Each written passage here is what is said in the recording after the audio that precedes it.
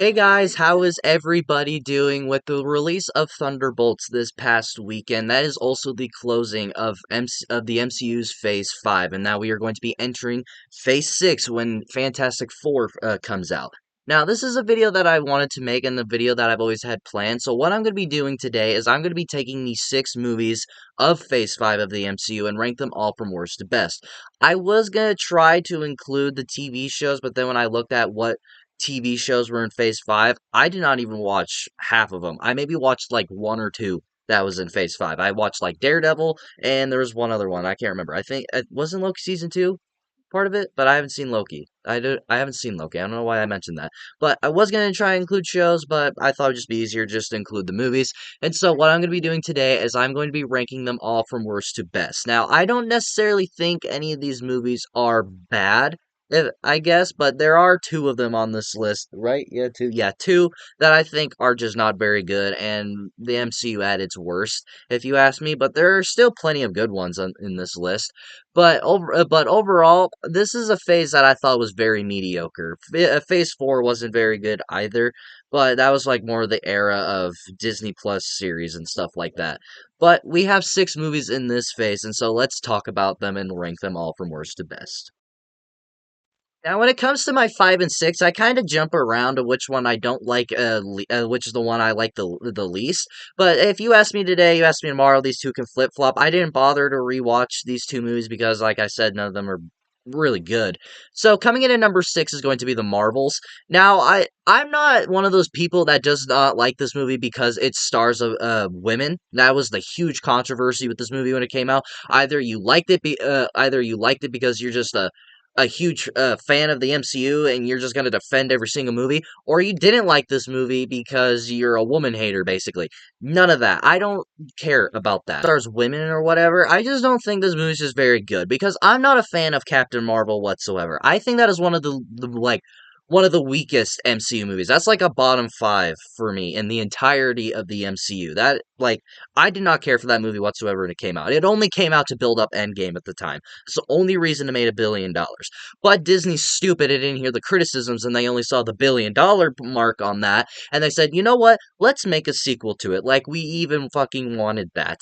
And I had not seen Miss Marvel at the time, but I watched it before this movie came out. I thought it was decent, but I do love Kamala. And she is the saving grace of this movie. I think she is easily the best part of the entire film.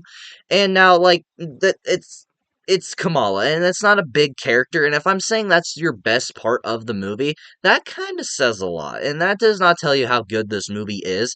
And and what made this movie so confusing for me, you need to watch so much before this movie came out. You needed to watch Captain Marvel, you needed to watch Miss Marvel, you needed to watch Secret Invasion, you needed to watch Endgame, you needed to watch all of this stuff, you even needed to watch WandaVision, you needed to watch all of these shows and movies before you watch this one to prepare yourself. I was not willing to do all that homework. All I did was rewatch Captain Marvel and I watched Miss Marvel for the first time. That was the only homework I was willing to do, and most of the time I was completely lost in with this movie, and it infuriated me because I was like, I don't want to watch all of that, but at the same time I want to know what the fuck is going on.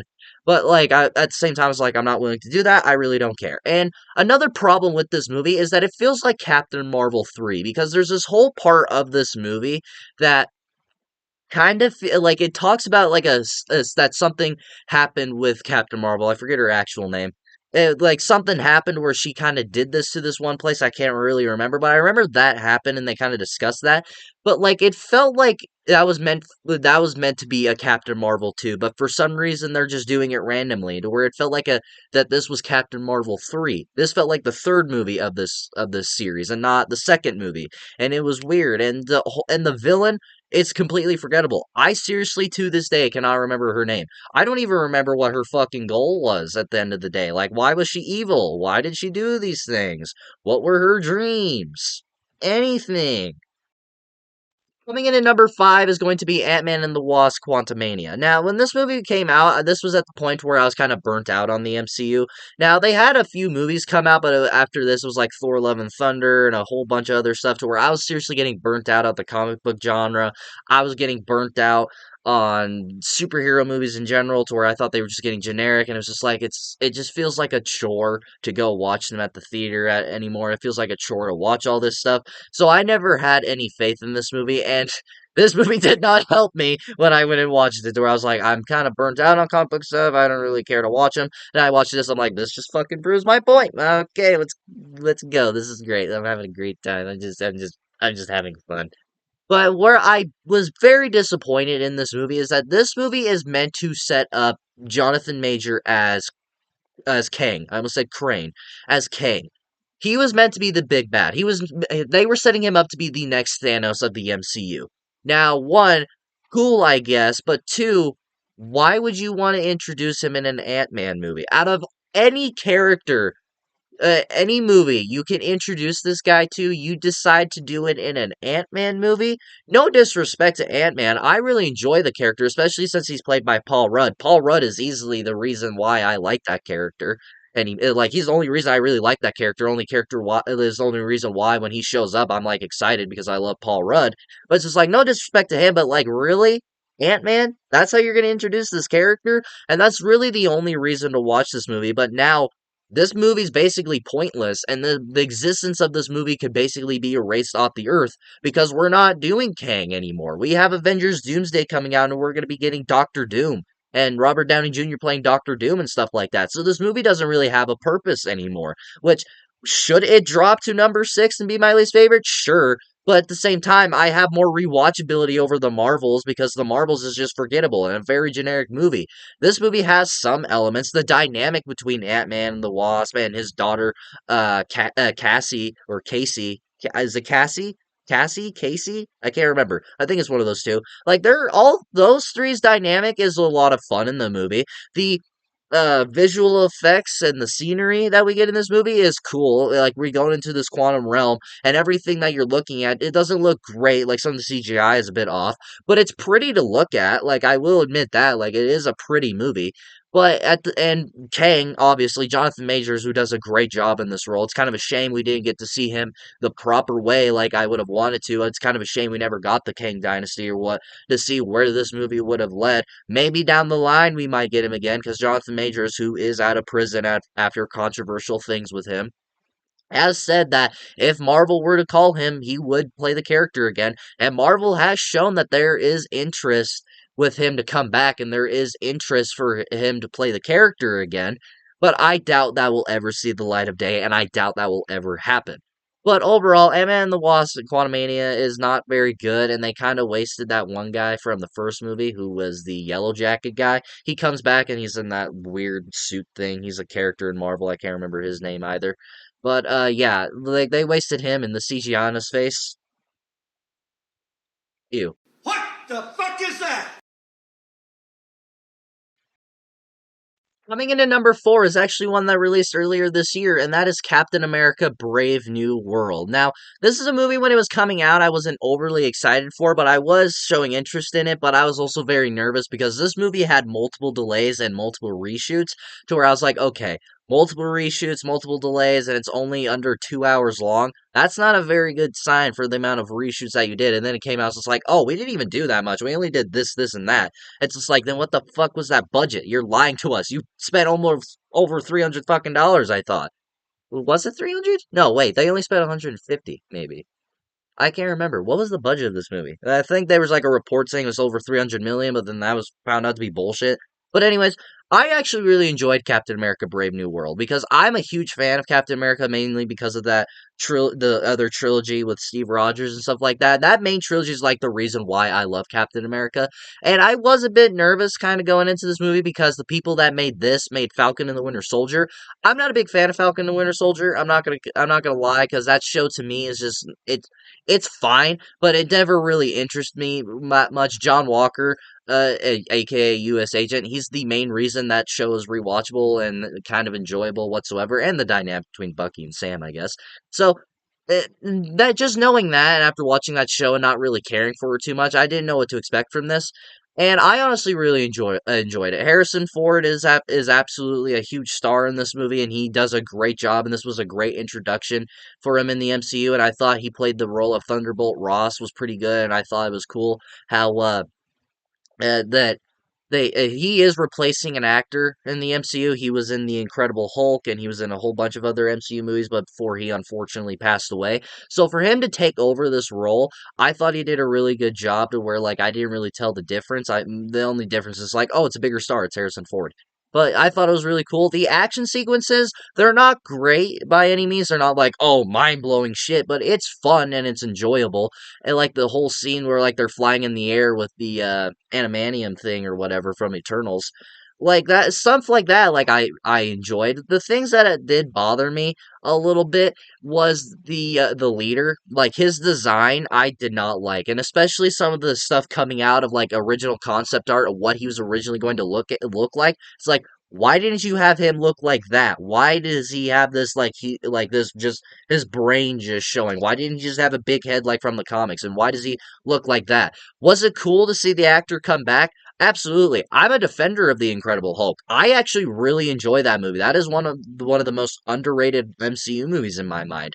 But to see him come back and to see him get that design and to see him kind of underutilized and just an average villain, I was just like, okay. It sucks that they did this to him, but it was just cool to see him come back. But Red Hulk, I thought was really cool. Red Hulk, that we don't get him much. We don't get him much. He like only shows up for like the last 15 minutes of the movie. But what we do get of him is just like this is what the regular Hulk in the MCU needs to look like. Not this smart Hulk bullshit, not this nerdy bullshit. We need furious, willing to almost fucking murder you type Hulk. That is what they did with him, and just this Hulk in general was better than what the MCU has done with him recently. The Incredible Hulk and this are the only two movies that include Hulk that actually do a good job in the cinematic universe. Everything else has done a shit job at it, and that says a lot. And the Avengers, I guess, I can include. That's when Hulk was kind of scary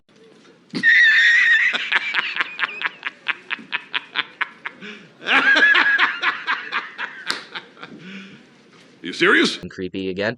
But like overall, I really enjoyed Captain America: Brave New World. I thought it was a good introduction for as Sam Wilson as Captain America. I'm hoping we do get a trilogy with him because I do feel he deserves it, and I feel like you could get better writers and different and better creative teams to make a Captain America movie because Sam Wilson is the new Captain America. He's going to be leading the Avengers, which I'll be talking about when I get to Thunderbolts. Now, I do think he does deserve his own trilogy, and we'll see after Doomsday and Secret Wars of what that should look like. I do believe that he should. I truly believe that he should get his own trilogy, but seeing that this movie didn't do very well at the box office, I very much doubt that it will.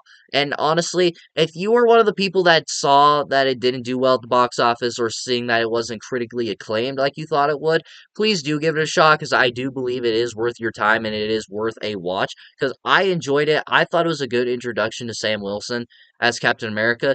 However, this movie does at times does feel like an Incredible Hulk sequel, which I was kind of hoping they wouldn't do, but unfortunately, it kind of does feel like that at some points. But I did enjoy it. I enjoyed it. I thought it was a good introduction to Sam Wilson's Captain America, so I do think it is at least worth a watch if you have not seen it already. Coming in at number three, this one might actually get me in trouble that I don't have it higher or at number one, but coming in at number three is going to be Guardians of the Galaxy Volume 3. Now, I really love the first Guardians of the Galaxy. That is one of my favorite MCU movies, and that is one of my favorite Marvel movies, and one of my favorite comic book movies in general. I really love that first Guardians movie. I don't care too much for the second one, but I do like it more than I did now that we have this one, now that we have a complete trilogy. But I feel like this movie would be higher if I didn't go in with high expectations at the time. I have not rewatched this movie since it came out, and that's bad on my part. Maybe this is one of those movies I should have rewatched before making this list. But when I went into this movie going to watch it, I went with the biggest thing that was coming out was just like, oh, you're going to cry. It is a guarantee that you're going to cry when you watch this movie. And it's like, there's so many stakes, and you're going to cry. It's one of the saddest MCU movies. It's one of the best MCU movies of all time. So it's like, when I hear all that, I'm like, okay, I love the trailers. I've loved these movies already. I trust James Gunn and his team. I think this is going to be one of the greatest Marvel movies of all time. I am certain of that, and I am wanting to cry. I did not cry. Unfortunately, I didn't. And because, like, the moment to where I thought I was supposed to cry, I was sad. I'm like, oh, this sucks, and this is, like, hard to watch. But it's just like, I'm not crying. Like, it's like, oh, it's sad. Like, don't get me wrong, the movie is sad. I won't lie to you there. It is sad, but it's just like, I mean, this is what making people cry though. Like I'm not crying. Maybe I went in with the expectations like, okay, I'm going to cry, but like I didn't. Maybe I shouldn't have gone with that expectation. Why would I want to cry over a fucking rodent? Well, that's rude. I like Rocket actually, but I do enjoy Guardians of the Galaxy Volume 3. I do think that this is a great conclusion to these characters, which I don't think we're going to be seeing these characters again because this is supposed to be the final movie of the original Guardians of the Galaxy. Maybe we'll get this like weird sequel to where Rocket is the new leader of this new Guardians team that we see that we see at the end of the movie. Maybe they'll do something with that, and in the post credit scene saying that Star Lord will return. Maybe again, maybe they'll do something with that. I don't know though, but whatever they end up doing after this, I completely trust because I do think James Gunn would give them the thumbs up. Then, well, actually, James Gunn doesn't really have a say. He's the Kevin Feige of DC right now. But I honestly feel if like the team of actors agrees to do it, then they completely trust who's ever working on it because they literally said no to do this movie just because James Gunn was not part of it, and that is loyalty there. So I completely love that. I love that for the actors. But I do think this is probably one of the best written MCU movies too. But James Gunn does have brilliant writing and High Evolutionary, one of the greatest villains in the MCU that we've gotten in a while. I think out of all these movies, he is easily the best villain, and that's not even a fucking high stake. There's not a very good villains in this phase or in the MCU in general. Like he is easily one of the best villains in the MCU. So yeah, I really did enjoy this movie. I just maybe shouldn't have gone in with the high expectations. Maybe if I rewatch it, maybe I'll like it more. But I don't know. Maybe if I go in knowing what I'm going to be watching next time whenever I do watch it. But I do enjoy this movie. Maybe it would be higher if I rewatched it, but I still do enjoy it. Maybe I shouldn't have gone in with the high expectations that I did. I don't think that this is the best of the trilogy. I still believe the first one is in my mind, but I still enjoy this movie. Again, maybe if I rewatch it, maybe I'll change my mind. But as of right now, it is my number 3 of Phase 5. Surprisingly, coming in at number 2 is the new kid on the block, and that is the Thunderbolts. Or, spoilers, I'll have that in the title for you guys. But spoilers, or the new Avengers. I'm just gonna call it Thunderbolts, because that's the original fucking title.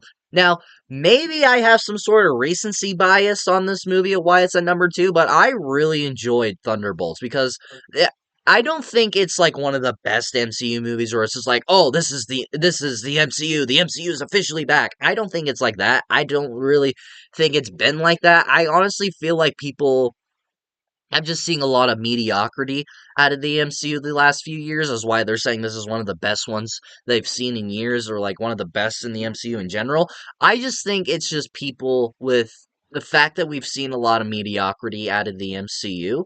So maybe that's why they're saying it, but I still enjoyed it for what it was because I love these team dynamic movies that we get, and this is their version of the Suicide Squad and to a point, and it's kind of embarrassing that Marvel made a better Suicide Squad movie than DC, and DC did it twice. The Suicide Squad is a lot of fun. I really enjoy that one. The 2016 one, not so much. But I really enjoyed the Thunderbolts. I really enjoyed these characters. I thought that when they announced this movie, I didn't really have any interest in it. But seeing the team that worked on it, I was like, okay, this could be something. And surprisingly, this is one of the better MCU movies that we've gotten in the last few years. But I really did enjoy it. The team dynamic was great. I love this commentary about depression and wanting to be wanted, which is what all those characters can relate to. They have this weird feeling of depression and being excluded from the world and just wanting to feel wanted and wanting to feel like you have a purpose in the world. And that is what all these characters have in common. And I love that. And I love the message that it sent because a little personal note, I did go through some personal struggles in December last year to where there was a lot going on. I wasn't eating a lot and I unfortunately went through a depressive state, which I'm a lot better now.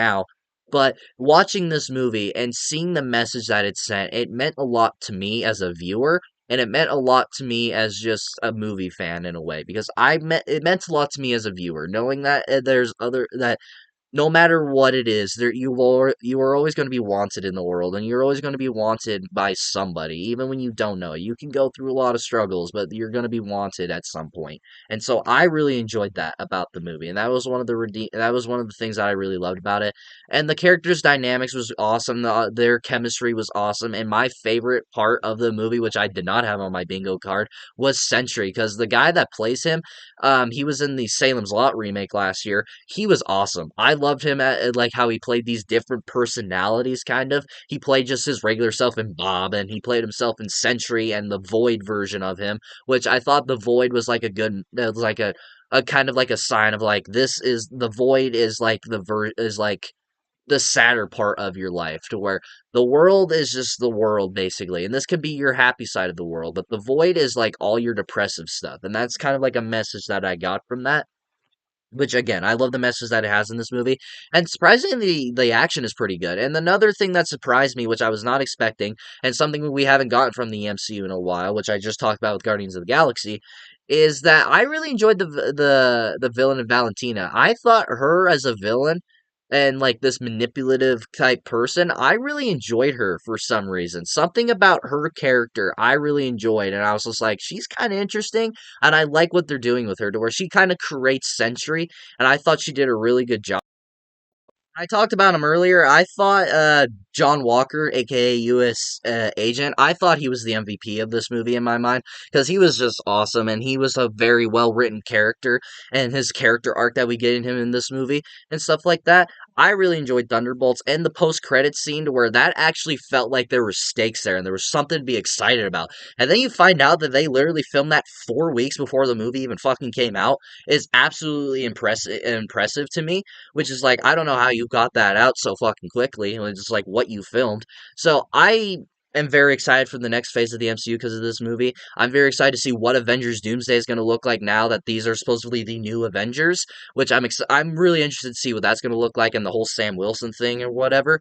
I'm really excited to see what this movie is going to bring with the new Avengers movies and what we're going to be seeing from the MCU now because of this movie. Because I really enjoyed it, and I don't think it's one of the best MCU movies we've gotten in years or whatever, but I do think it's one of the best ones we've gotten in a while.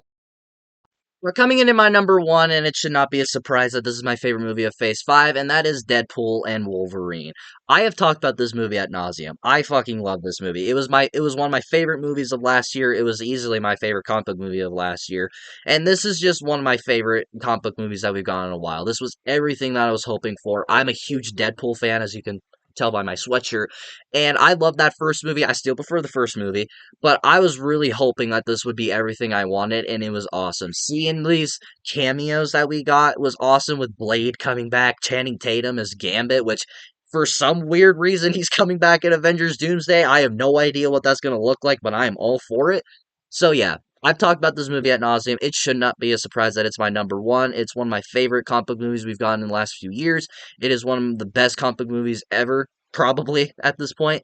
I loved it. I love Deadpool, and I'm hoping we get to see him in the future. There are rumors that Deadpool is going to be coming back because Ryan Reynolds says he's thinking about a Deadpool and X-Men team-up movie. Now, I'm all for it. Just give me Deadpool. I don't care what it looks like. I just want Deadpool. But I absolutely love this movie, and it is my number one of the MCU Phase 5. Let me know what your guys' ranking is of Phase 5 of the MCU. Let me know what your ranking is of the movies and the shows if you want to, or just the movies, or just the shows. Let me know what you guys thought about Phase 5 down in the comments below, and if you liked and if you liked this video, like it. If you love to subscribe to the bell notification so you will get notified for all my latest videos. And of course, until my next video, I'll see you all next time.